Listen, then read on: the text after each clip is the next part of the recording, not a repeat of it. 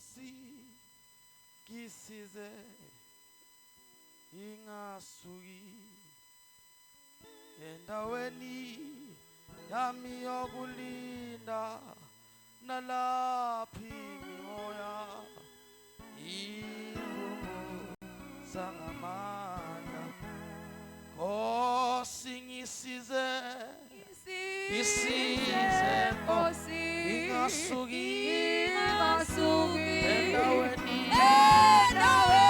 yami yokulinda nalaphi imimoya ivumbuza ngamandla. Nkosi ngisize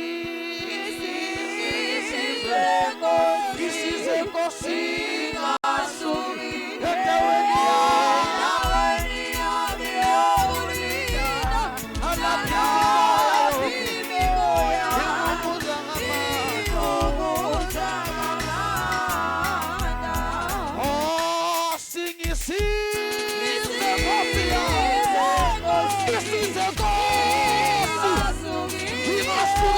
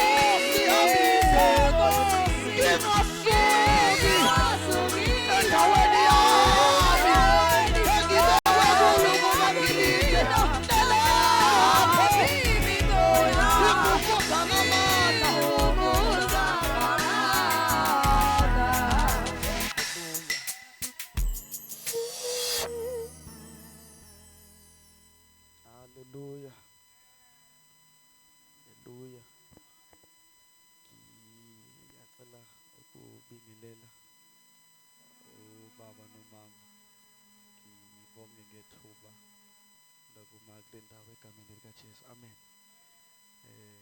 Ngiyaqhaqhazela nje. Haleluya. Kodwa ngiyabonga kakhulu bazali ngethuba. Egameni likaJesu ngicela ukubingelela obaba abakhona phakathi kwethu.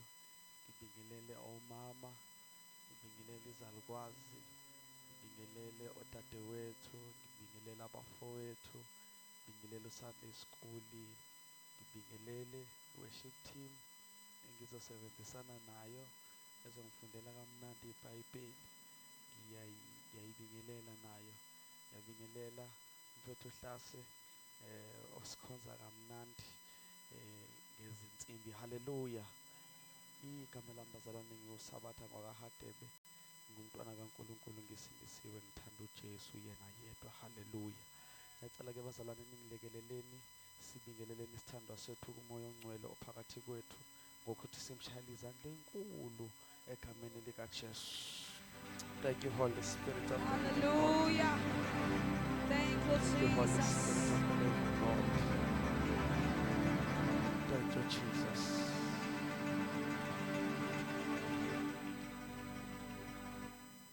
Kusemthandazweni wami ukuthi ngiuqede lo myalezo engizoshumayela lapha ngokusizwa uMoya oNgcwele. Ngiyacela abantu abathandazayo bangithandazise ngoba ngizokhonza ibandla. Ngabe khona ama-intercessors nje ngabe nxusa ukuze ngizokwazi ukuma kahle.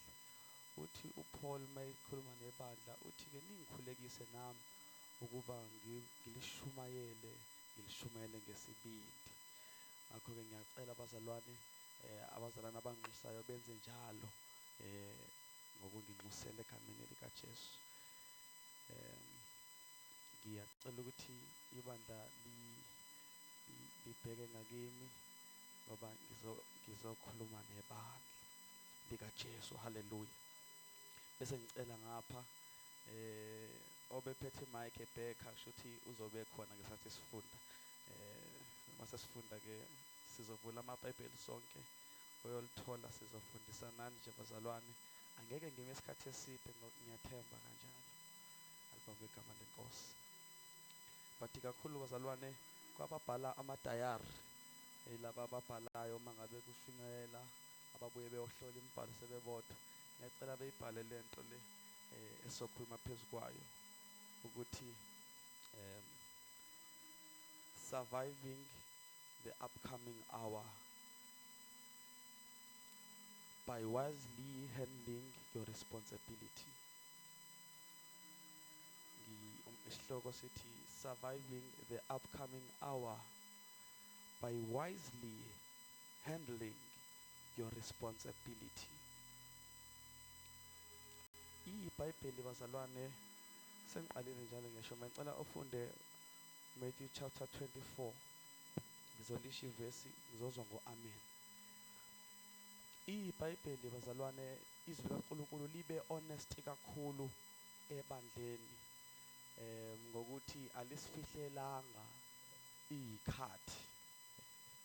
Lenza isiqiniseko sokuthi wonke umuntu uyazazi izikhathi nokuzokwenzeka ngalezo izikhathi ukuze wonke umuntu ezoyazi responsibility yakhe ukuze mayifika azokwazi ukusurvive ngoba lezi izikhathi mayifika zibizwa ngokuthiwa yi-hour eBhayibhelini kuthiwa kunehora elizayo elokufikela umhlaba wonke. So ukuze uzosurvive kuleli hour kumele kube ukuthi you know your responsibilities.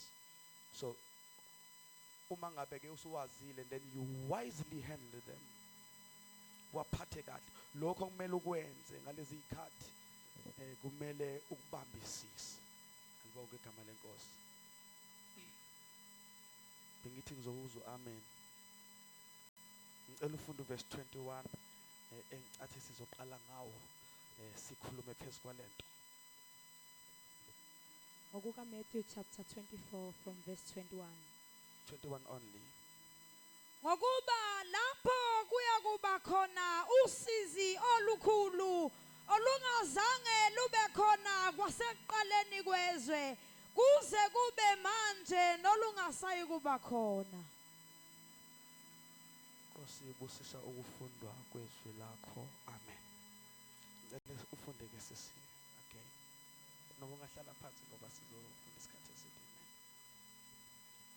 Ngokuba lapho kuya kuba khona usizi olukhulu olungazange lube khona kwasekuqaleni kwezwe kuze kube manje nolungasayi kuba khona. Bazalwane siya-understand sesitshelwe kakhulu ngokuthi sisezikhathini zokugcina la sekugoqwa khona sesizokumuka. Alibonke igama lenkosi.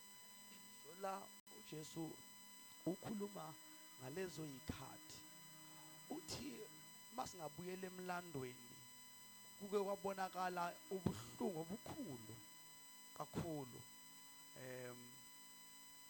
uNkulunkulu eveza ulaka lwakhe ezizukulwaneni ngezizukulwane. Kuthiwa noma ungafunda ubheke indlela uNkulunkulu ayiliveza ngalo uma siqhathanisa naleli hour kuthiwa ayikho into eyophinda ifane nayo. So uma ubuyele emumva uNkulunkulu uke wakhombisa ulaka ngeinsuku kaNoah wabulala wonke umuntu owayephila emhlabeni ngalelo langa, wabulala kwasani kwasala uNoah yedwa nomndeni wakhe. Kuthiwa lezo nhlungu ke ezenzeka lapho ayisoze zafana nalezi ezakuvela ngezikhathi esikuzona.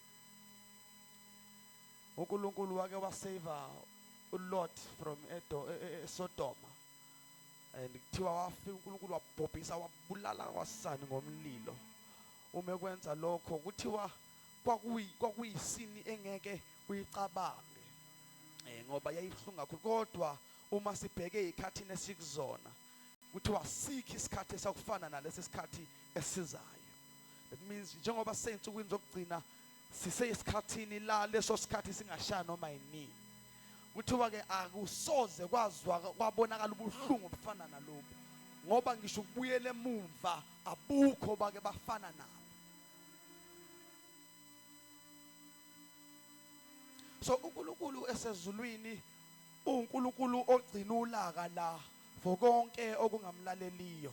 Kuthiwa lolo laka uyokulithulula. Kodwa kulithululeni alikufaniswa nalutho owake wayizwe ebuhlungu. Awuphinde ufunde sisi. Ngokuba lapho kuya kuba khona usizi olukhulu. Kuthiwa kuya kuba khona usizi olukhulu. Olungazange lube khona kwasekuqaleni kwezwe. Kuthiwa kwasekuqaleni kwezwe.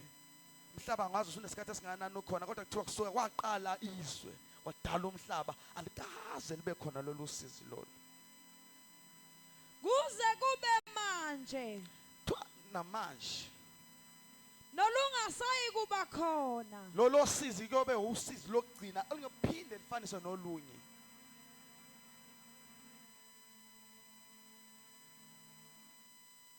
Elibonke igama lenkosi. Uma ufunda incwadi kaRevelation chapter 3 verse 10 siyatshelwa ngaleli hour ukuthi liyakufikela wonke abasemhlabeni bathi siyeza kulona. Alibonke igama lenkosi.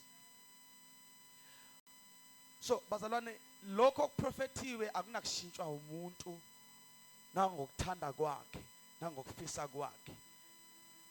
Uma lithizwe ziyeza lezo zikhathi. And ke kubhlungwana ngoba ithina ke esandulela zona. Ngoba siphila nje siphila emva kwethu izona. Alibonke igama lenkosi. But kunezindaba ezimnandi bazalwane. Zimnandi indaba zokuthi ke uNkulunkulu egodle lolulaka akazolithulula emhlabeni. Kodwa uzowenza amacebo okuthi laba babizwa ngegama lakhe baphephe. Oh hallelujah.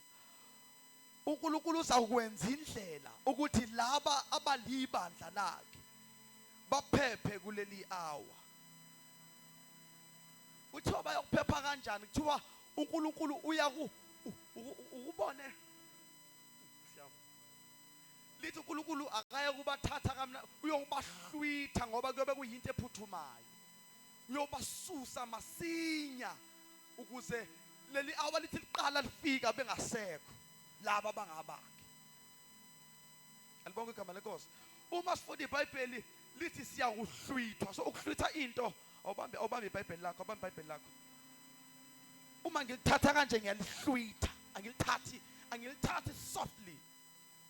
So uNkulunkulu ngenxa yokuthi lolu laka lobe liphuthuma kakhulu uyakuhlwitha masinya ukuze sophepha ngoba lolu laka likhulu kakhulu siyakuhlwithwa ngamandla sisuswe emhlabeni.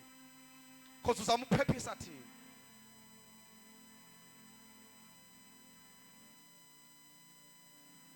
Kunendaba ezimnandi bazalwane angeke lisifikele thina ibandla likaNkulunkulu kodwa sizobheka ukuthi abanjani abahlithwayo.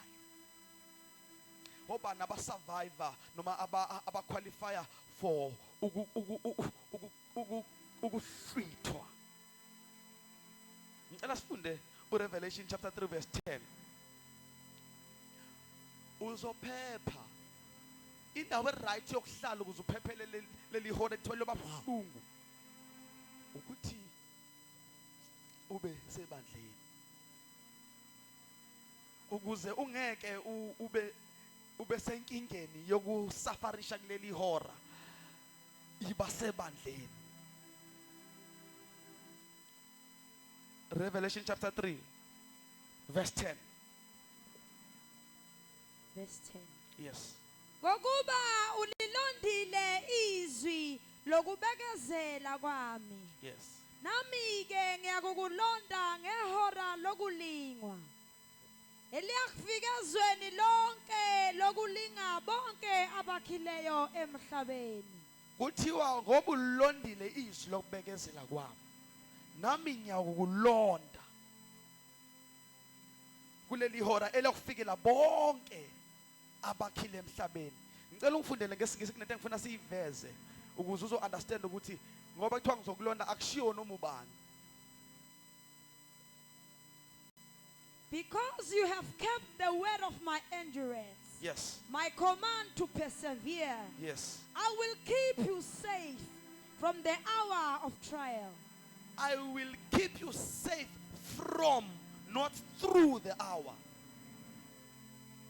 Because there is a difference between ukugcinwa from nokugcinwa through. That means mayethi uzokugcina through the hour, shuthi uzothi uhamba use aweni kodwa ngikulonde. Kodwa mayethi I will keep you safe from, ngizokususa kulelo hour ungabikho kulona. Angithi sifundile bazalwane lana. So I will keep you safe from the hour. Awufunda uqhubeka. That hour which is about to come on the whole inhabitant world, to test those who live on the earth. Uyathi yabona ukuthi into eyebandla ibalwa la. Kuthiwa kuzothesta bonke abakhe emhlabeni. But ibandla liveswa la. Right? Why? Ingoba I will keep you safe from it. Lizothi maliqala mangabe sekusondela leso ikhathi ngivele ngikuhlwithe from leli hour uphephe kahle. Lithi lifika usekho.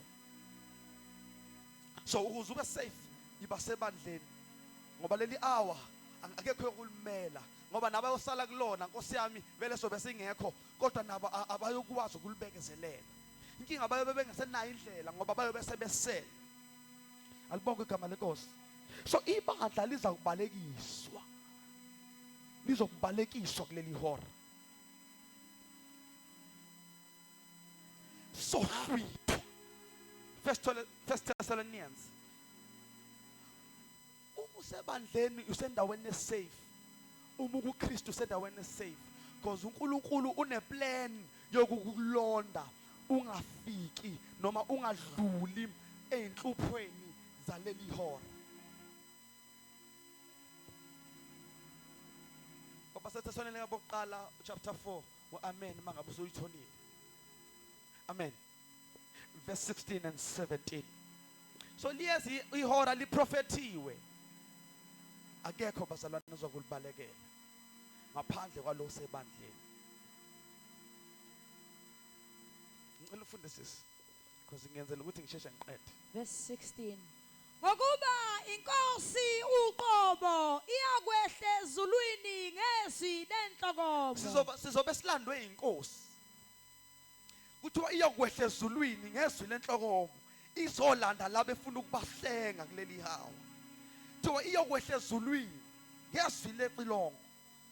Izele nje ukuzohlenga mina nawe ukuthi leli hour lifike singasekho. Uye ukusithanda kukaBaba. Funda sisi. Ngephimbo lengelosi enkulu nangecilongo likaNkulunkulu. Kuyoba nomdumo omkhulu kabi kuzolandwa mina nawe ukuba siphephe kuleli hora. Kuzwakala umsindo wenhlokomo necilongo. Inkosi isuke ezulwini izohlangabeza thina ukuba siphephe. Because unecebo lokuphephisa labo abangabakhe. Funda uqhubeke sisi. Nabafileyo kuKristu bayakuvuka kuqala. Kuthiwa leli hora leli alidingi nokuthi kube khona ofile ngaphansi oyekade kuKristu ngoba naye uqobo uyavusa ekufeni ngoba kumele kuphephe wonke umuntu owake waphatha kahle igama likaJesu. Kuzosinda abaye bebephila nababefileyo abahamba bephethe kahle igama likaJesu bayovuka. Inkosi isihlangabeze izosiphephisa kuleli hora. Leli hora lizofikela abasemhlabeni abayobe bephila ngaleso sikhathi abazalwane mina nawe liyosifikela siyakuhlangabeza inkosi kuzovuka qala laba abafileyo abaphatha kahle igama babekezela balonda kahlethi abayokuvuka. Funda sisi. Khona thina esisakhona sisasele siyakuhlitha kanye nabo emafwini. Uyezwa kuthiwa siyokuthathwa kamnandi. Angithi yaza kuthiwa kuyobe ngeyonto esoft engazuthi sishaya imashi. So bese ngashaya imashi la. So bese ngashaya imashi sizohlwithwa Ayekho umuntu ohlwithwayo kodwa kuthiwa ushaya imashi njengesosha. No, sizohlwithwa, sizokhishwa masinya kanye nalabo abafileyo. So kunomhlangano omkhulu osazowenzeka abazalwane, ngiyafisa ukumemezela la kuyohlangana khona abantu. Asikho istadium ngiyasho namanje, ayikho futhi nehall eyokwazi ukubagcina laba abantu abayobe behlangene ndawonye, kodwa kuphela isemafini la kuphela esokwazi uku-accommodate khona ngoba sobe sibaningi sipheshiswa ehoreni elibuhlungu. So angeke sigcinwe stadium ithizeni, angeke sigcine kwihall ethize, kodwa siyakuphakamiswa endaweni ephakemeyo la sonela khona konke sonke kahle. Yes, so there is a meeting esazowenzeka before leli hora lifike. Sanomhlangano omkhulu ukuhlangana kwabangcwele abazosindiswa ehoreni elibuhlungu. Lo mhlangano uyobe uphezulu lapho sobe sinele khona sonke sipintshani ngoba sizopheshiswa ehoreni. Kuthiwa kuyakuvuka abafileyo ke bavuke bese sihlutha kanye nabo. Ngibonge igama leNkosi. So bayohamba ke bona bayovuka bese sihambeni nawe sibalandele Nkosi yami ke sihluthweni. Ngibonge igama leNkosi. Ngifuna ukukhuluma kahle kahle la. So liyeza ihora. So ingakade ngithi mina ke surviving the upcoming hour by wisely handling your responsibility. So asiyokhishwa kamnandi, sizohlutha nje lapho, sohlutha. Luke 17. Awu bazalwane, ni ready kodwa ngaleli hora leli? Sirete bazalwane ukuthi sizo survive bazalwane. Sizo survive, ngicela ubone izandla. Bakhona, oh, we are still doubting. Okay. I believe ukuthi labo bangaphakamisanga bazocela usizo enkosini after this sermon. Kuyangicacela ukuthi kushuthi la ku-altar call angeke kube empty ngenxa ukuthi asikakabi ready sonke. Hallelujah. But inkosi izonisiza bazalwane. It's not wrong ukuthi awukho ready, but do not stay in your position. Luke 17 verse 34 to 35. Sibheke ukuthi ke kuyokwenzeka kanjani? Iyowenzeka kanjani lento lena yokuhluthwa kwethu? Ngifuna ubone ukuthi kuyobe ngesiyona nje into enormal.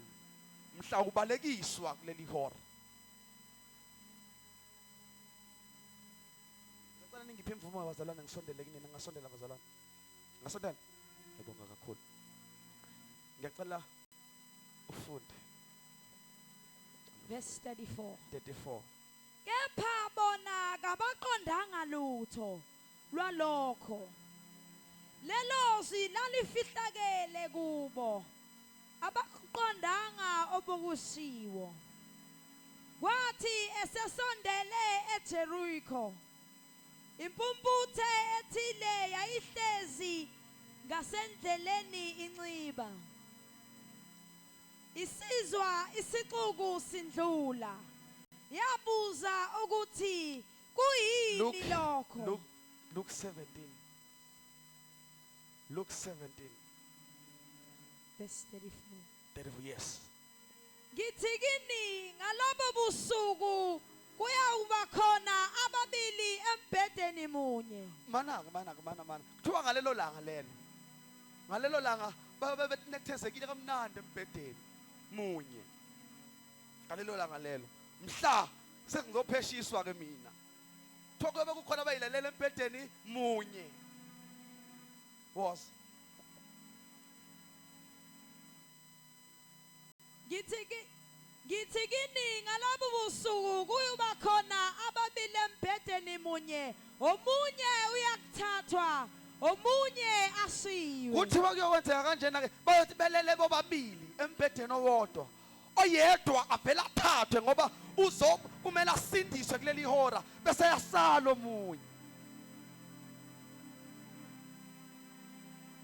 Kuyobe ngesiyona nje, kuyobe ngesona amakinati nama chips nama popcorn. Understand ukuthi sothi nothi lele embhedeni nobabili. Hawu, omunye akasekho. Ngisele. Awuqhubeka ufundisise. kuyakuba khona asiyukuhamba sonke, kukhona abazosala.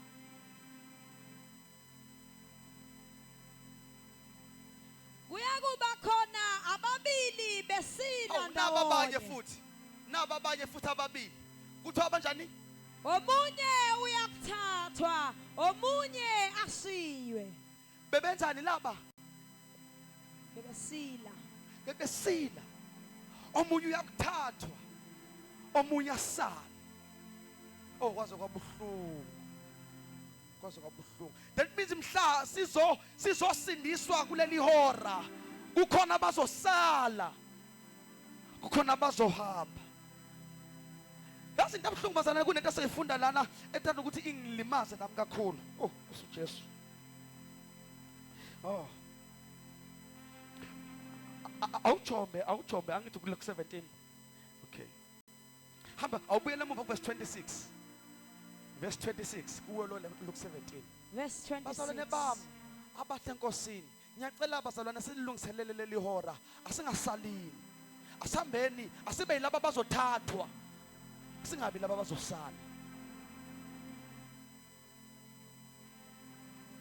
Because inkinga enkulu ile ecabanga ukuthi abazalwane ababiza uJesu kuphela abazothathwa. No, bazalwane, akusibo bonke abayothathwa ababiza inkosi. Ingakho uJesu athi akusibo bonke abathi inkosi abakubona. Babe belele mhlambe kuyiba abazalwane besempetheni munye. Kodwa hamba yedwa Solomon. Hayi ngoba kwenzela ukuthi kuzogcwala no bebengahamba bobabili. Ikuthi lo munye bengekho ready ukuhamba. 26. njengokuba kwenzeka emihleni kaNoah Na umfanekiso esinikezwa wona. Kuthiwa emhleni kaNoah kwake kwenzeka. Kwenzakalani konje? Cela ushumele nami sisicebi ngiyacela. kuyakuba njalo nasemhleni yendodana yomuntu Yebo. babedla bephuza begana Babedla bephuza. Qhubeka. Bendiswa. Kusho kwenzeka okujwayelekile. kwaze kwafika usuku uNoah angena ngalo emkhunjini Kwaze kwafika usuku Noah asindiswa ngalo kulento ezayo. Ngoba ungena kukaNoah emkhunjini kufana nathi sihlwithwa. Uma uNoah ngena emkhunjini wayihlwithwa naye olakeni olalusa ezweni lonke. Kuthiwa kwakwenzeka nje babebhizi bephuza bekhanisana kwenzeka konke ngendlela ejwayelekile kodwa babenganakile bonke ukuthi yini eyiza. Then uNoah wasehlwithwa ukufakwa emkhunjini ukuze aphephe kuleli hora. That means uNkulunkulu kukhona abenzela indlela yokusinda. Bese kuba khona abasalayo. The rest is history.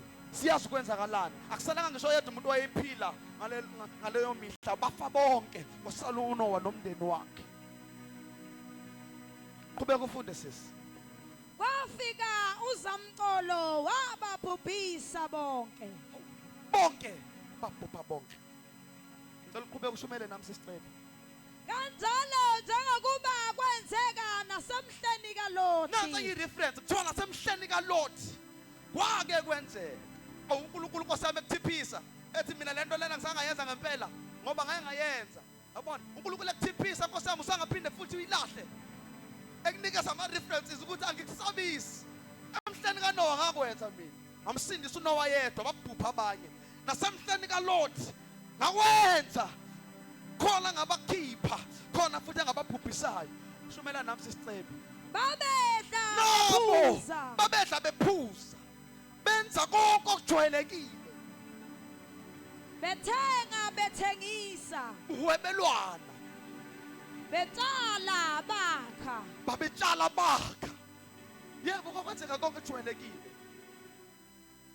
kepha ngosuku Lothi aphuma ngalo eSodoma Ngosuku uLothi ahlwithwa ngalo. lana umlilo nesibabuli Nalo umlilo nesibaluli. kuvele Kwakuvele ezulwini. wababhubhisa Kwababhubhisa bonke abasala ngesathi uLothi ephuma.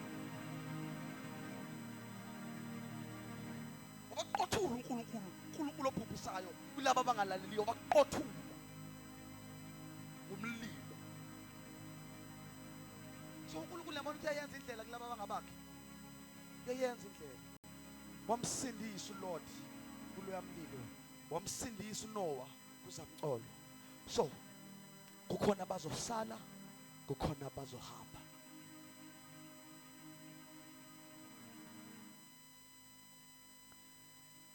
Hawu, bandla lenkosi, nikhona kodwa? Liyeza ihora nje. Siyahambani bazalwane? Nkosi yami, kodwa inkosi yami, mina bekithi ngifuna ukubona izandla. Zincane lezi izandla. Be honest.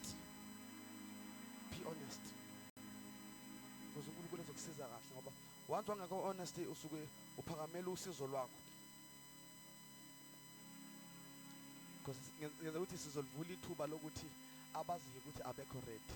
Inkosi ibalekelele. Ngenzela ukuthi ngikutshele manje, ngenzela ukuthi leya nhliziyo uma ngabe ukuthi usazama ukuthi ugolozele izwi uyincenga manje. Ngingakaqedi ukushumayela ngoba uma ngiqeda ngizobabiza abadinga inkosi ezobasiza ukuthi Nkosi ngisize ngikwazi ukuma kahle ngize ngikwazi ukuhlwithwa nabazobe bebalekiswa kuleli hora. So ngizolibiza usizo uzosizakala. Ngibonge igama lenkosi. Then uNkulunkulu bazalwane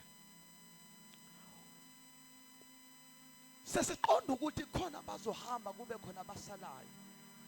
uNkulunkulu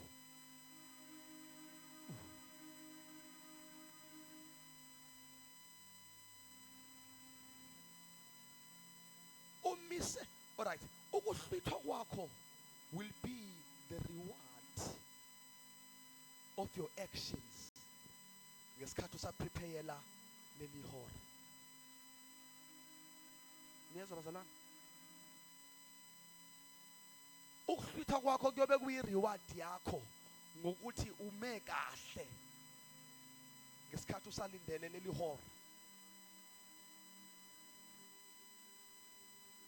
I-incentive le kahle kahle. Uzobunikezwa i-incentive for your actions ngesikhathi usalindele ukumuka.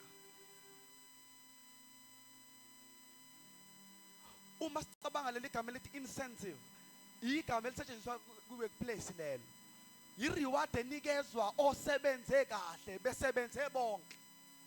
Bethe kodwa lona o-excelile ebese nikezwa i-reward yokuthi hawu wazosebenza kahle. So kuzobe kuyi-incentive yethu leyo ukuthi sihambe kahle saze safika isikhathi sokulandwa kwethu.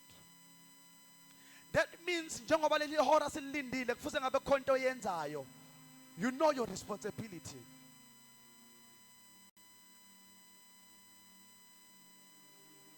You know your responsibility. Leyo responsibility yona nto kumele ngabe uyayenza usalinde ukuhlwithwa kanye nebandla.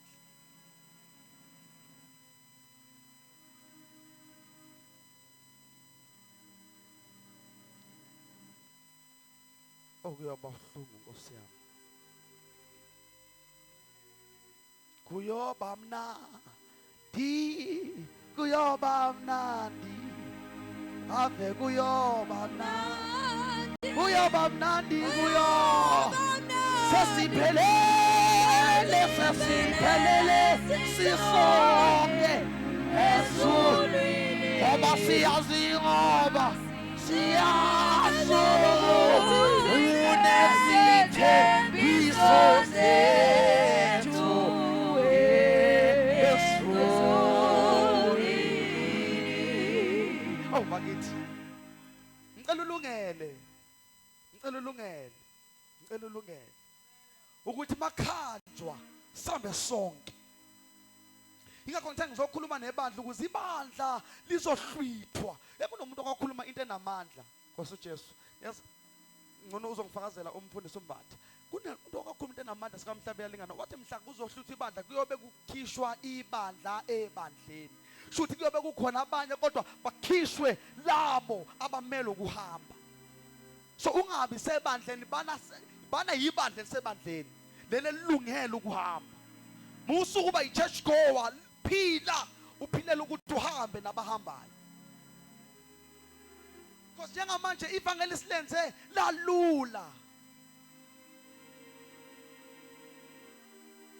Kunegama engalibuza uMdluli ngathi Mdluli kunegama engilitholayo la elivele enkosini ngiyayizwa lento lokuba complacent ukuthi umzalwane ohambayo kodwa awukho ready ukushintsha. Uyalihamba isonto awuphuthi kodwa awushintshe. Uyayihamba imthandazo kodwa awushintshe. Uyahamba ama-Bible studies kodwa awushintshe. You are complacent. Awukho ready for ukushintsha noma usizo lukhona phambi kwakho. Abanjalo abantu abazosala yilibandla lelo. Bese kuthi ibandla leli lisebandleni yileli elithi mangabe likhuzwa lizwe likhuzwa kukho. Lithi maliboniswa liboniseke. Lithi malikhonjiswa indlela liyilandele.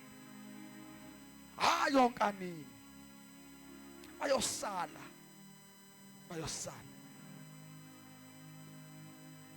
Luke 12. Ngifuna sibhekele into yokuthi ke uNkulunkulu njengoba esazosiphula asikhiphe kulolu laka oluzayo. Yini elindeleke kuwe? I'm trying to ukukhanyisela irresponsibility yakho ngoba you will survive the upcoming hour by handling wisely your responsibility. uNkulunkulu ushiya nomsebenzi but asiwenzi silibele okunye. Silibele umsebenzi esunikeziweyo. Senzo okuhlukile. Kodwa ibandla liyomlalela nini uNkulunkulu okhuluma kulo? Webazalwana angazi noma nifuna kuze kwehle ingelosi ezulwini ebese nikhuza bese niyezwa. Menikhuza ngezwi akulaleleki. Nithi asiyukubaleka sonke mhla kwehle ingelosi. Sophuma sonke losala abambalwa abanesibindi. Izwani lokho. Uma ngabe uJesu ekhuluma namaba uthi onendlebe makezwe lokhu umoya kukhuluma emabandleni. Nikhuziwe kodwa nikasenlalele. Nginayo mina into ethi uNkulunkulu angeke agcizelele intshumayelo kulunge konke. Angeke uNkulunkulu lokho ekhuluma ngoba ungcwele kulunge konke. For the fact ukuthi ukhuluma ngabo ukuthi khona insila ezongcolisa lokho sekuthanda ukuthi kulunge. So manje uma ungezwa yabona lento kungalaleli leyo yokuqedela ngisho amathuba ngisho ukuthi uNkulunkulu uthi awuyichazele nje ukuthi why ufuna ngikufake ngoba uyabona uqualify why ufuna ngikufake ezizulwini. So 12 yavela ithuba elinjalo ngiyazi ngiyelivela. Kodwa ke uma ngabe 12 yavela uyabona ukuthi ayikho into ozoyisho ngoba awulalelanga ukhuzo. Thina abazalwane sinenkani nayibona kodwa. Kungakho usunyayezwa ukuthi awozosizakala uhlale nje. Qinisa inhliziyo uzoqinisa imhlathi manje. Ulwa nezwi likaNkulunkulu. Kungakho usunyayezwa. Uyakhumbula le ntshumayelo yakushaya waze wakhala inyembezi esenkonzweni. Enda ukazi uphenduke kule ntshumayelo leyo. Uyakhumbula le ntshumayelo yakuvakashela ngisho usulele. Awukazi ulungise kuyona. Uzoyikhumbula nalena ayithi ayibona nalena. Ayithi ayibona le. Futhi uzongaphenduki. Why sinenkani engakabazana mhlambe mangase ngiphakamisa iso yedwa athi mina nginenkani ngoba ukhona ongasho bazalana akekho ngasho. Ngiyacela sililaleleni izwi likaNkulunkulu malikhuluma nathi. Awukhuzeke ulikholwa. Yabona iBhayibheli ukuthi liqinisa kanjani malithi akekho yoba nokuzilandulela ngoba akekho ozobe engalitholanga ithuba lokwaziswa ngento akayohlulelwa ngayo. Njengamanje uyashunyayeza ukuthi ibandla elime kahle liyokuhlwithwa. Wayipho ungami kahle ukuze uzoba seposition yokuhlwithwa nabahambayo. Lenkani esihogweni akugcwele abantu abangazange bezwe. Esihogweni yogcwala abantu abanenkani. Mhla kulahlwa abantu angeke kugcwala abantu abangalizwa ngizwi. Akekho ngalizwa ngizwi. Inkani eyolahla abantu. nokuba isikhondla against izwi likaNkulunkulu. Ulwe nalo. Yaphazela kunabantu abalwa nezwi ngempela. I-altar call izibizwe kawu-5. Eme nje. Eme kanje. Uyoze sukume ngoba la sekusukuma omunye. Engathi mayisukuma lona wow. Ngoba abanye balinda ukuthi kuze kusukuma abanye. Inenkani nje. Ulwa nezwi. Ulwa nezwi. uNkulunkulu ikusiza. Verse 42 to 44. Nansi ke into, your responsibility sizoyithola la. Ngenzela ukuthi mawuphuma la uhambe sihambe nisolungisana silibandla likaNkulunkulu. Sengizothandaza. But I believe ifikile kulaba emini ifike kubo.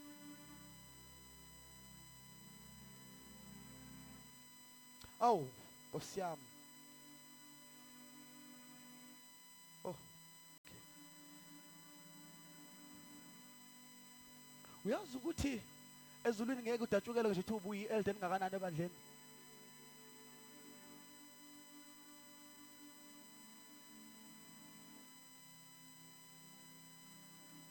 Ezulwini ngeke udatshukele ngisho uthi uhambe inkonzo engakanani washumayela enkonzweni engakanani. Washumayeza kodwa angeke ume ngeintshumayelo wayishumayeza abantu. Wenzeni to prepare for the hour. Ushumayelile waphenduka nento. Some messages ashunyayelwayo umuntu ushumayeza message kumele ngabe iqale nje yamudla kuqala. Verse 42.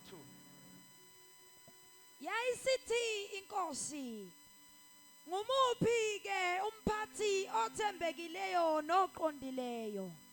Inkosi yakhe eyakumbeka phezu kwabendlu bayo. Okay, ngicela lana sifunde ngesingisi. Ngicela sifunde ngesingisi. Ngizoyikhuluma ngesiZulu ukuze ogogo bezoyizwa.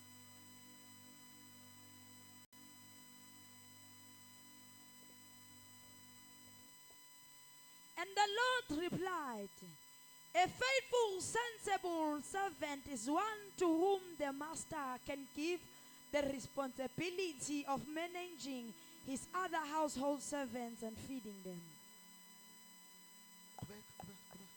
If the master returns and finds that the servant has done a good job, there will be a reward. Mana uthi uJesu mayikhuluma lana uma umaster eshiya ama-servants nomsebenzi ukubanakekele ama-possessions amaster. Uma umaster sebuya ethola ukuthi 70 isebenze kahle kuzoba ne-reward. Awuyifunde ngesiZulu. Wehle nayo ngesiZulu. Yayisithi inkosi, ngumuphi ke umphathi othembekileyo noqondileyo? Inkosi yakhe eyakumbeka phezu kwabendlu bayo ukuba abanike isabelo sabo sokudla ngesikhathi sabo. Yebo. Ibusisiwe leyo nceku eyakuthi inkosi yayo nxa ifika ifumane yenze njalo. Kuthi uyibusisiwe lenceku angithi kuthiwa inceku a servant eyawukuthi uma ngabe sebuya umphathi afike ukuthi ukwenzile lokho akuthunyiwe ebeshiwe ukuthi akwenze. Awuqhubeke sisi. Impela ngithi kini iyakubeka phezu kwakhe konke enakho. Ithi ke konke ngiyobe senginikeza igunya kukho konke bengikushiye nayo ukuthi sale sikuphatha konke.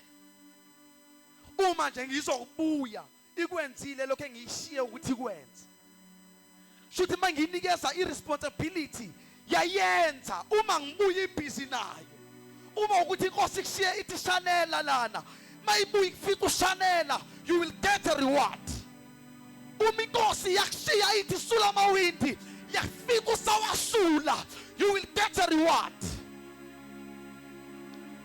Ngicela ukuze ufunde sisi ngizama ukuyibamba. Kepha uma leyo nceku ithi enhlizweni yayo, nakho ke nansi enye inceku, inkosi yami libele ukufika. Ilibele ukufika ngiyabona ngathi ayifiki inkosi yami. Nalithuba lami ngoba angathi ayikafiki inkosi. Nalithuba ngoba inkosi ayikafiki. Oza ke sisicebe. Iqale ukusaya abafana Iqale kuthiwa wena banikeza ukudla ngesikhathi sabo. Yaqala manje yabashaya. Oh Nkosi yami, ngicela ukukhuluma nalabo abagangeni too much. Hula masamante. Abanye njengoba inkosi ingakabuyi bathola ithuba lonyonyoba labosisi. Benyonyobela osisi ngoba inkosi ayikafiki. Ngithe kuwe usiwe nomsebenzi. Uphi umsebenzi osiwe nawo njengoba ukhokhoba? There is a responsibility that you need to serve. Please. Ngoba nakho inkosi isalibela ayikakabuyi. Yo. Ngicela ufunde sisi. Iqala ukusaya abafana namantombazane. Nawe ntombazane uyaqala lokho khokhoba la. Uyakhokhoba ngoba nakho ucathi inkosi ayikakazobuya. Uyibuka esikhathini sakho. Lithi iBhayibheli lihora laziwa umuntu. Nenkosi ayikuyaleza mhla ibuya nje. Sokumele ifice makuthi wasanela lapha, ifike usanela. Makuthiwa hlabelela, ifike uhlabelela. Usebundoleni ingafika inkosi ushintshe irresponsibility. Funda sisi. Iqala ukusaya abafana namantombazane idle. Iphuze idakwe. Ethezwa manje iyatanasa lenceku. Iyaphuza iyadakwa. Iphuza idakwa inceku. Iphuze idakwa inceku ngoba nakho kuthiwa inkosi ayikakafiki ilibele. Oh Nkosi yami. Ayazi nakwazi noma isisesangweni noma isendleleni iyaphuza iyadakwa. Inyonyobela abo sister no sister unyonyobela o brother. Ngoba inkosi ayikakafiki. Funda sisi. Inkosi yaleyo nceku iyafika ngosuku engayibhekile ngalo. Nkosi yami uyofika inkosi usabhiza utanasa uphuza udakwa uyitshela ukuthi usadla uyadlisa. Ifika inkosi unganake nokunaka usakhokhoba esikukwini uganga usahleba. Inkosi ifika unganakile usaqova abantu. Thatha lo mshayise ekhanda lalolo, thatha lo uyaqofa. Umosha izinto ezilungiswe inkosi kanzima. Uthatha umsebenzi owunikeziwe owafelwa indoda uganga nawo. Iyofika ungalindeli inkosi. Isanyonyoba. Kuthatha isanyonyoba. Isanyonyoba. Wabamba usathuka ngokuqala. Usakhanga ngokuqala uvela ubanjwe. Uyabona bobuhlungu. Woza sisi. Inkosi yaleyo nceku iyakufika ngosuku engayibhekile ngalo. Nangomzuzu engawaziyo. Inqumanqume iyabele nabangakholekiyo. Ifike ngenkemba. Ifike inqumanqume iyabele nabangakholiyo. Uyobhangwa nabangakholwa. Aduince buka inceku le eyofikwa ingenzi lokho ekuthunyiwe. Hayi umhede. Inceku le.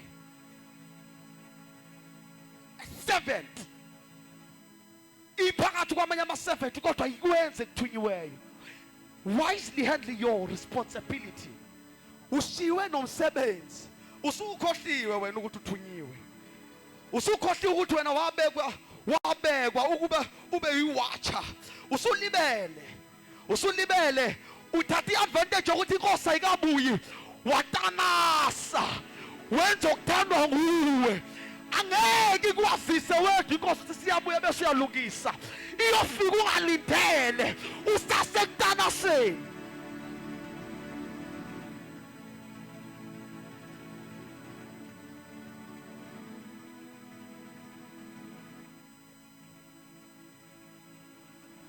Alaziwa leli hora.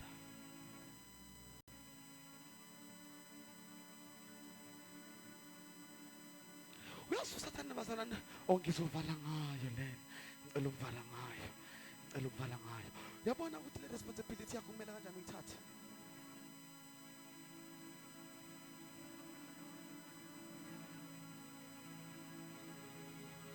Ibandla laNkulunkulu liyezwa kodwa.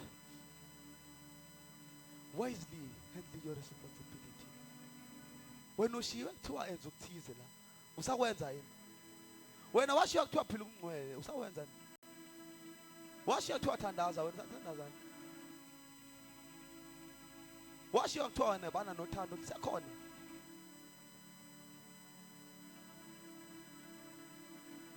awujabona ukuthi ufana nenceko ifike yayibukela isikhathi sayo okay no hayi inkosi ayikabuye kusukele insizweni while zihan the responsibility kuze intombini bambisisane lokho inkosi engithume ukuthi nikwenze kuze komama bambisiseni obaba kubambisiseni izalukwazi bambisiseni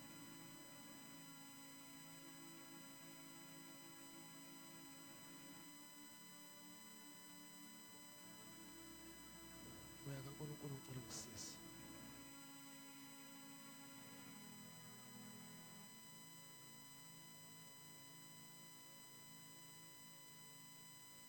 ngicela ufunda uMatthew 24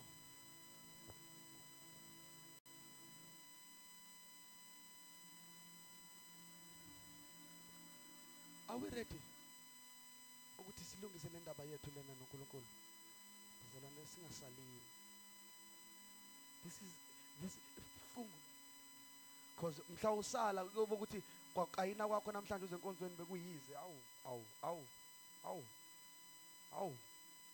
siyakwazi ukuvuka phela bazana kubhlungu kanjani angikwazi ukuvukela ukuthi ngiphinde ngisale mangabe selihamba ibandla kahle kahle boqwa kahle kanjani mfethu yaziboqwa kahle kanjani sithi uma ukuthi asambe kahle yonke lento yobiyize kuyadlala nokubeka izinto mantombazane nibeke izinto ezo5 ama-athi awu5 nishawa upiti border phezu kombhede nishawa upiti border uyizuyikhethe lo ozoyiqoka kanti uyiqokela ukuthi uzosala ushintsha ama-crocs qhamuka usuqhaza ngalinye uhambela phezulu kanti uzosala awu bafowethu lamahembe sesiwayine kangaka sashaya uKristu ababulala impukane saqonda sathi kanti siyasala bafowethu man isikhathi sethu lesi musu kudlala ngesikhathi sakho sheshe ulungise kusayelo ngoba manje yonke lento oyenza uyazi nawe yazi kunento engiyaziyo basana ngapha phela mina ngaphenduka ngishunyeziwe phela nami angizange ngiyiphendukele ngiyakwazi ukukhuluma ukuthi izwi likhulume ngizwe ukuthi likhuluma nami ngilizibe uyangizwa nje uyangizwa lo hlezi khona ukuthi ngikhuluma nawe ngezwi likaNkulunkulu and kodwa futhi uzophuma la ulinqobile uziyolala impela angeke ukuthola ubuthongo serious 24 verse 45 hawu onendleba kezwe lokho umoya kukhuluma emabandleni mina ngeke nkosami ngeke hlase sesigide kangaka mfethu sigidela ukuthi awuyi wena usuyalazi izwe mfethu uhambe kakhulu udlala lo mshini so manje isikhathi sakhe singaka uhlale kuma cross night ucofoza inkinobho kuze kuse kanti uyasala uhlabelele sisicebe ukuze kuvele umthambo la mancane nes uvela umthambo la enhle uphume la umthambo uphume la uhlabelele ukuthi uzosala this is serious bazalwane ngicela ufunde sisi verse 45 yebo Pho ngubani oyinceke ethembekileyo neqondayo inkosi yayo eyimisile phezulu kwabendlu yayo ukuba ibanike ukudla ngesikhathi sakho na isayiphinda lento inkosi ubani oyinceke ethembakelayo inkosi eyakumnikeza umsebenzi inceke ethembakele inceke ezothembeka mayinikeza umsebenzi phezulu kwabendlu yayo inkosi ikushiye nabantu ikushiye nezwe wena yakushiya nomhlaba nabantu abangakholwa yathi banikeza uJesu banikeza iqiniso wena bekumele uthembeke kuloko qhubeka ibusisiwe leyo nceko ibusisiwe leyo nceko okuya kuthi kufika inkosi yayo ifumane yenze njalo kuthiwa njengoba ushiye phezulu kwabendlu yayo yakufica wenze njalo ubusisiwe. Oh, mina ngiyasifuna lesi sibusiso ngempela. Qhubeka sisi. Ufuna uverse 50 kakhulukazi 50 and 51 wena ngofunayo. Ngiqinisile ngithi kini iyakumisa phezulu kwakho konke nakho. Yeah. Kodwa uma leyo nceku embi ithe enhlizweni yayo, inkosi yami ilibele. Ngiyabona. Musa ukucabanga ukuthi ngoba naku Jesu engakabuya ke sabuya. Musa ukukhuleka kakhulu. Ungakhuleki uze kweqe ngoba nakubona ngazi ukuthi uJesu akakafiki. Ungakhuleki uze kweqe. Funda sisi. Inkosi yami ilibele, iqale ukushaya ingceku ezikanye nayo, idle iphuze nezidakwa. Inkosi yaleyo nceku iyakufika ngosuku engayibhekile ngalo nangehora engalaziyo. Nangehora njani? Engalaziyo. Ngicela ungibuyelele ku verse 42 olokho. Sizofunda nje bazana ngicela nibhaleni lento because lana umoya ongcwele uzama ukusilekelela. Verse 42 to 44. Ngathi khona into esidlulile ngaphezulu. Ngakho ke lindani. Nenza njani? Nenjani? Lindani. Ngicela nithi lindani. Lindani. Qhubeka. Ngokuba anazi ukuthi inkosi yenu iyakufika ngaluphi usuku. Anilazi usuku inkosi ezafika ngalo. Uyabona lento yokufika kosuku lenkosi akumele ungalinge uyibuke in the future. Yibuke manje. Uyazi uPaul useze walala kodwa akakaza akhuluma ukuthi iyoza in future. uPaul wayihleze eyibona ehlwithwa naye esaphila. Ngenxa ukuthi lento wayeyibona kuyinto eseduze. So ungabe umuntu ocabanga ukuthi isekude. Wathi uPetro thina sobe sisaphila esho ethi thina. Esho yena naye ekhona. Uthi siyakuhlwithwa. Kodwa kazange. So nawe phila njengomuntu. Othi namanje ngisakhuluma la ngavela ibandla kwenzeke le chaos ade sikhuluma ngayo. Wahamba abantu. Usale lapho. Or unto you. Uyosala lapho. Thoa iyafika ngehora elinjani elingaziwa. Qhubeka sisi. Verse 43. Kepha anokwazi lokhu ukuthi uma umninindlu ebewazi umlindo isela eliyakufika ngawo. Uyabona ke kuthiwa uma umninimzi ebewazi umlindo isela eliyofika ngawo. Yabona nawe masethu uyazi ukuthi uzofa nini? Awuyazi, uyazi na ukuthi ngempela njengamanje ngabe uyatanasa nje. Ngaba ukho futhi nasenkonzweni.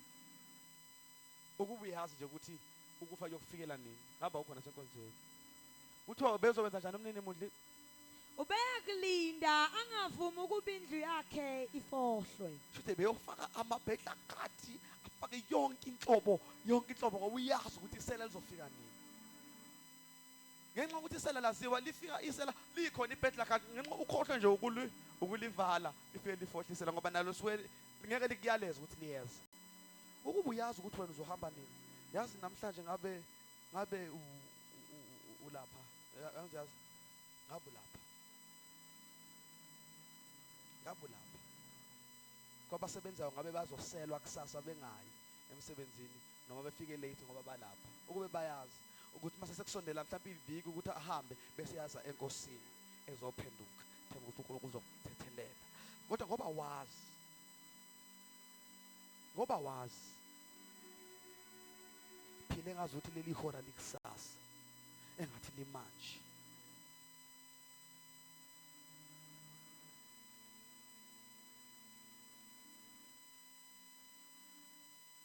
Qhubeka sisi. Verse 44. Yes. Ngalokho nani hlalani nilungele. Nakho ke nansi into engithandayo. Hlalani ninjani bazalwane bami? Nilungele bandla lika Jesu. Ngokuba indodana yomuntu iyakufika ngesikhathi eningasicabangiyo. Ayikutshela umuntu ukuthi yeza. That's why asikholwa isiprophet esiza ngomuntu asitshela ukuthi uJesu uyabuya ngomhla ka 5 December.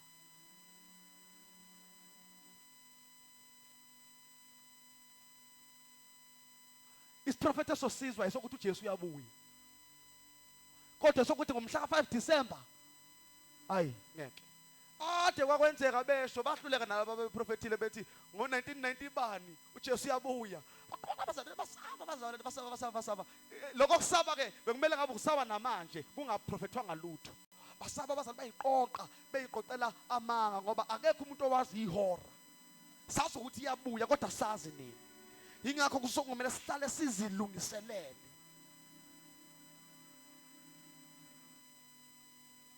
Hawu bazalwane nahlena niyayikholwa nalento ukuthi uJoseph buza ngomhla 25 December. Niyayikholwa kanti? Ngokuthi cishe phela ngathi cishe ngayiqhatha nabazalwane kanti bayayikholwa. No, uJesu akaziwa usuku akaziwa nehora azobuya ngalo. Even naye uqoba kalwazi. Alright. Verse 45. Ilo bese singene kuwoke. Lo walenceke kuthiwa kumele ithembeke kwi-responsibility yayo. Sengiyasonga.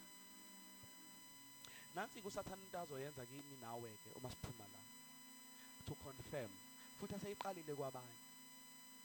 Ngicela uthike la ukuthi impilo yakho ayikho kulokho. Ngicela uthike la ukuthi impilo yakho ayikho kulokho nami ngizobe ngithika. Alright, siready ukuthika bazalwane. Sisakuyena uMatthew 24. Siyakhuphuka saphezulu nalama verse verse 12.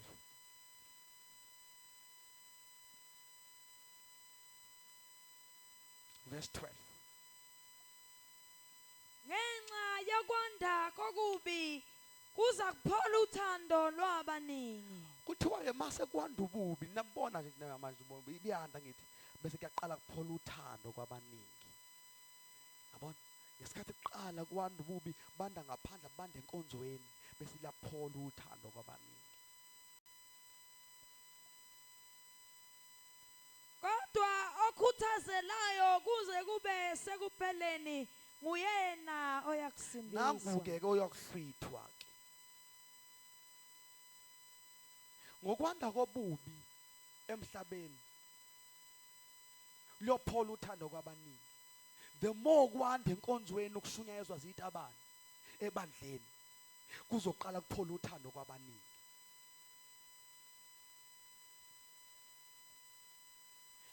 Masaqala isitabane simalana shumayele kuyaqala kuphola uthando.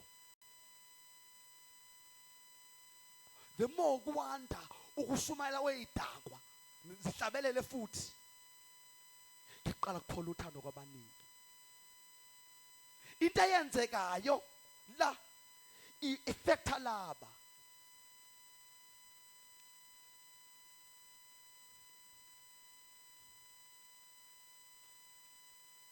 nikhona bazalwane lo kuphola uthando kwabaningi. Ingakho uthi mayikhuluma nelinye ibandla uthi uthando lena qala lenze njani?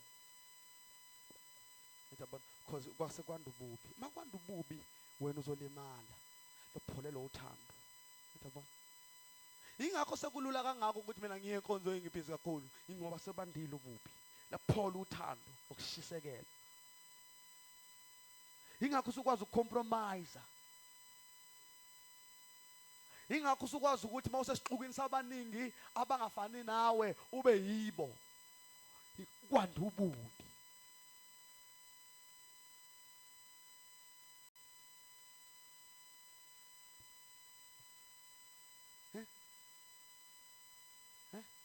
Ngekho abazalwane. Ya. Uma ngabe kukhona isixuku sabantu abahlebayo ufika uyahleba ushaya izandla ingoba sekwanda ububi. Si understand into engamele si understand uma ngabe sekwanda ububi.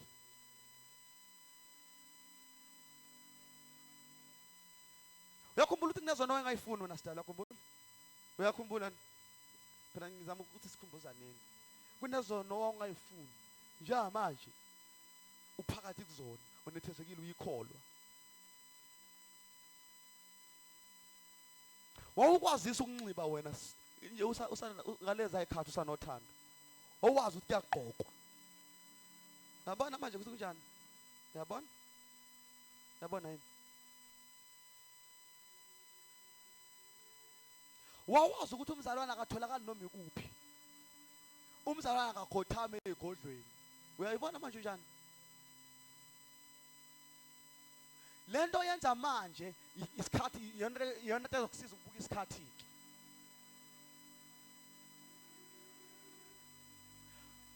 Nkosi yami, kunebandla elalikade liphakathi lamabandla ayisikhombisa, ibandla lalikhona elibiza ngamaNikholawu. AmaNikholawu ayishumayeza ivangeli lokuba inclusive, lokuba phakathi kwezinyanga usindisiwe, lokuba phakathi kwezidaka uphuze nazo ukuze izokwemukela bese uyinikeza uJesu. Babeshumayela lawo manyala. Bese wachaza amaNikholawu, sisewachaza ngelinye ilanga. But ibandla lalikhona, elisekhona namanje, and umoya walo uyavunguza. Ni too inclusive nili ibandla likaJesu lesikhathi sokugcina. Yonke into yembambathe nambambathe.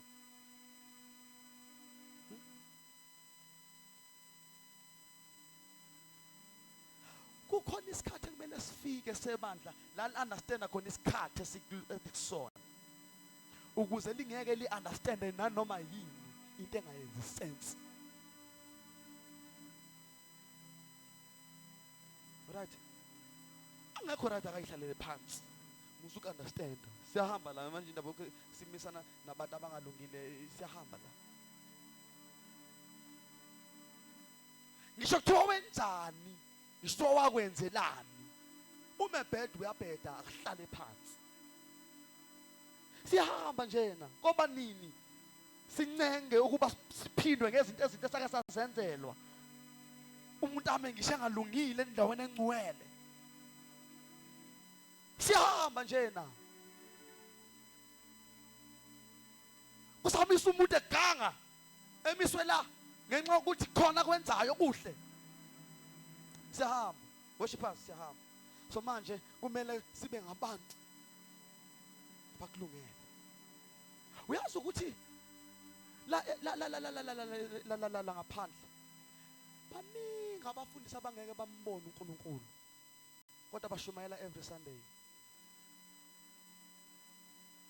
Ziningi inceke engasoze zambona uNkulunkulu Nkosi yami. Ngibhlungu ngoba zijuluka zize ishintsha amabhantshi. Zilibeke phansi ibhantshi lishumula ngeshirt kuphela. Ishinkonzo kodwa engekeye.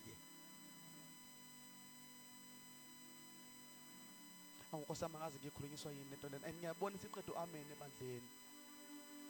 Ngize njani ngithi sophumelela. Ngithi sizonjani soba neprosperity. Bengizokusho kodwa iswa lokho umoya kusho emabandleni. Baningi abantu and elders. Besazi ukuthi ielder lasebandleni hlasela amahlazo elingeke limbone uNkulunkulu.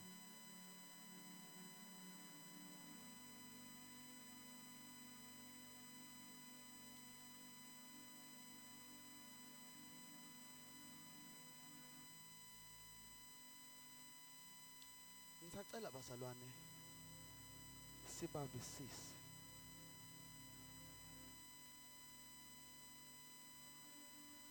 Sengiqedile ukushumayela. Uthi ngivane la futhi. Just for 5 minutes. Ngiyacela ibandla kaNkulunkulu ngeenyawo.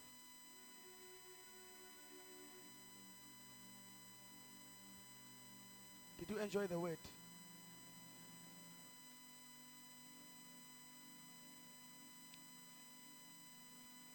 Ngithe mangiqala inkonzo la ngiphakathi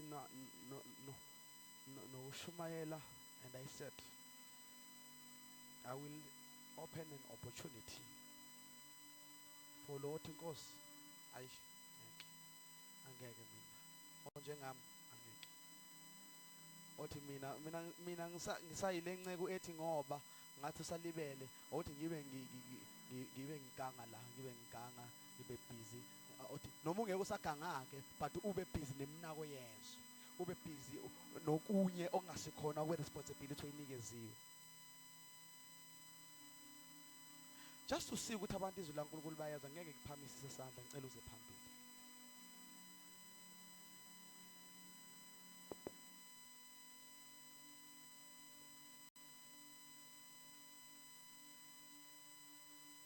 Bandla likaJesu, naba abantu beza phambili bezu uNkulunkulu. Usuqinisa leyo nhliziyo. Uyazazi nje ukuthi awukho right.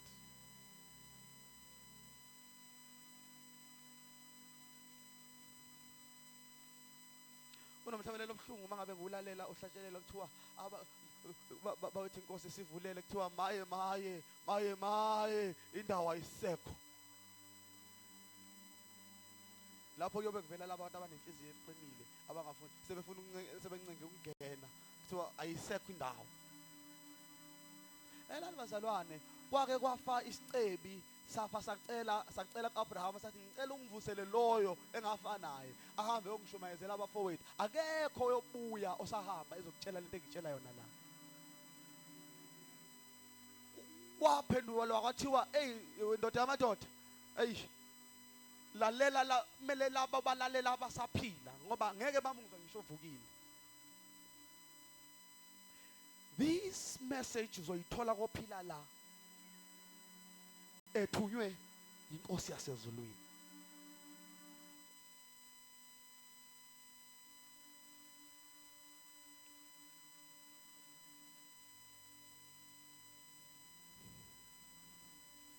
Naba abanye ngicela sibajoyineni. Lupholile uthando. Cela imvuselelo yokuqala. Wathandaza uDavide, lento yahlula uDavide wathandaza inkosi yakaIsrayeli wathi Nkosi buyisa ukuthokoza kwensindiso, ubuyise. Sekungiphelele. Musu kuba ichurch gowe elinenkani.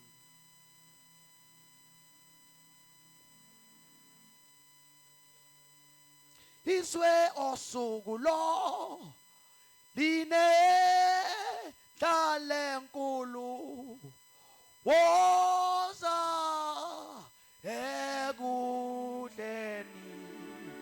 ekudleni bombuso wezulu isosukulo isosukulosu ikhweli dale nkulu line dale nkulu osekudleni ke sondela osekudleni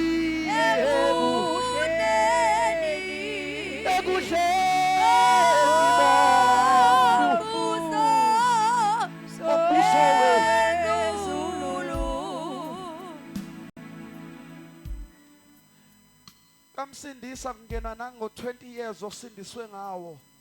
Kungenwa ngempilo ophethe uyiphila.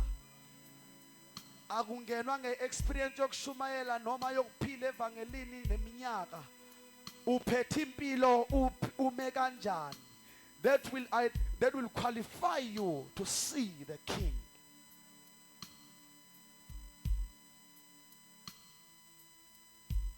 Indlale nkulu linendlala leloswe line dlale nkulu lona line linendlala nkulu dlale nkulu. Ngicela mfowethu Mbatha usondele. Uma kusizakala umuntu kuyancengwa. Uma ukuthi usekhona la ngemva uyazi ukuthi mina isikhathi sami ngibuke inkosi inkosi ayikafiki ngiyayikangela mina ngiqhubekela ngizenzele bengikwenza. Ngiyacela lwisana naleyo nto le ethi wena right ubuzazi kahle ukuthi awukho right.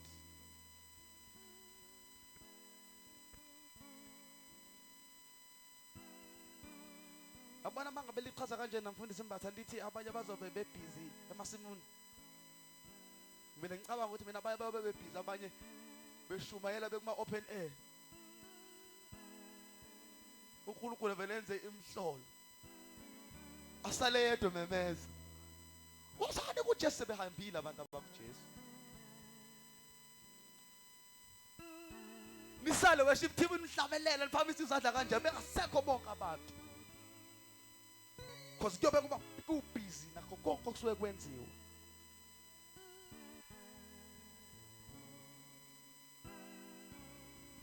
baba wami ngiyabonga ithuba simshela uNkulunkulu ezandleni enkulu masalala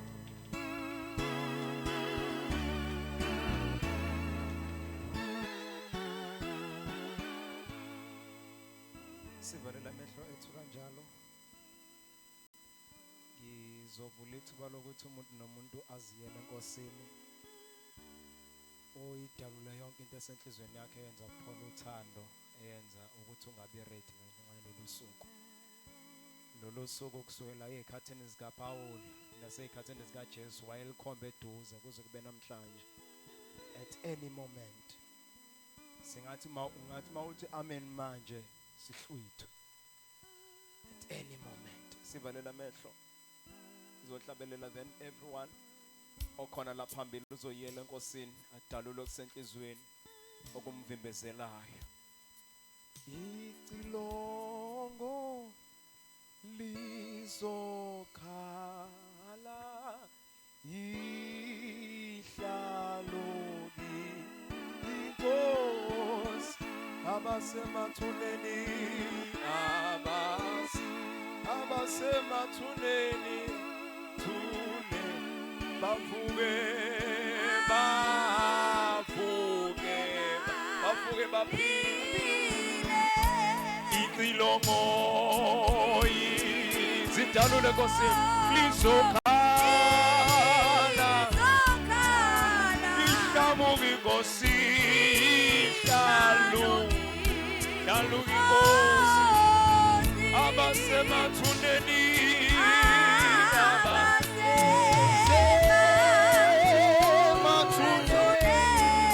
bavuke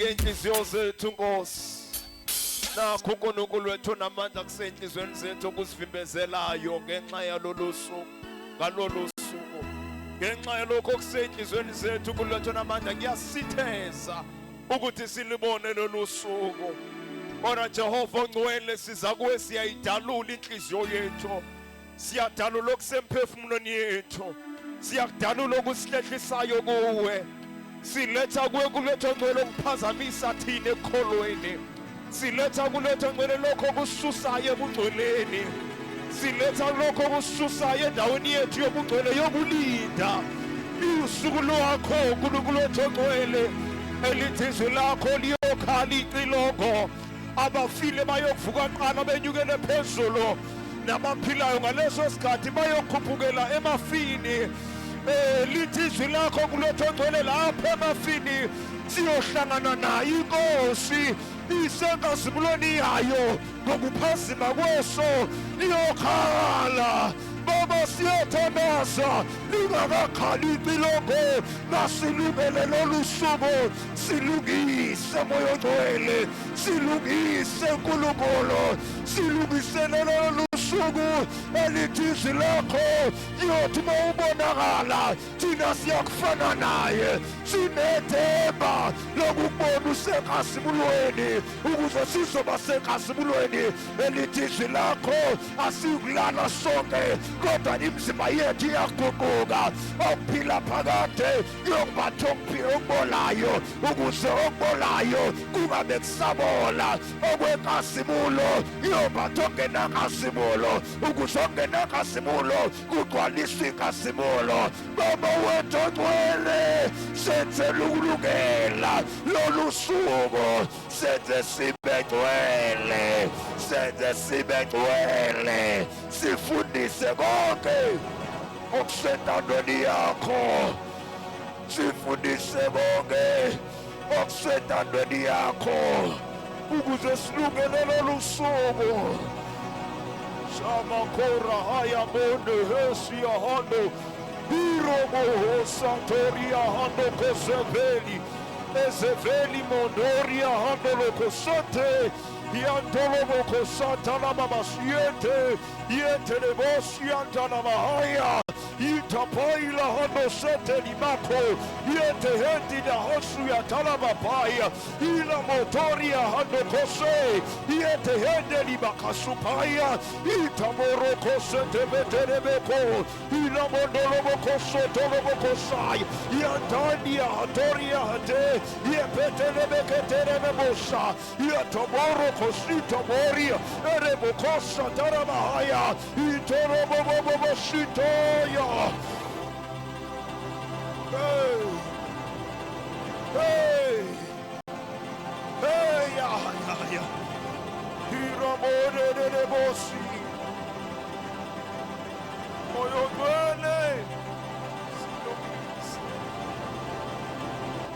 Thank you, Jesus. Thank you, Jesus. Singamqhubela uNkulunkulu izandla enkulu sesiyo sibuyele endaweni zethu egameni likaJesu Kristu waseNazaretha. Hallelujah.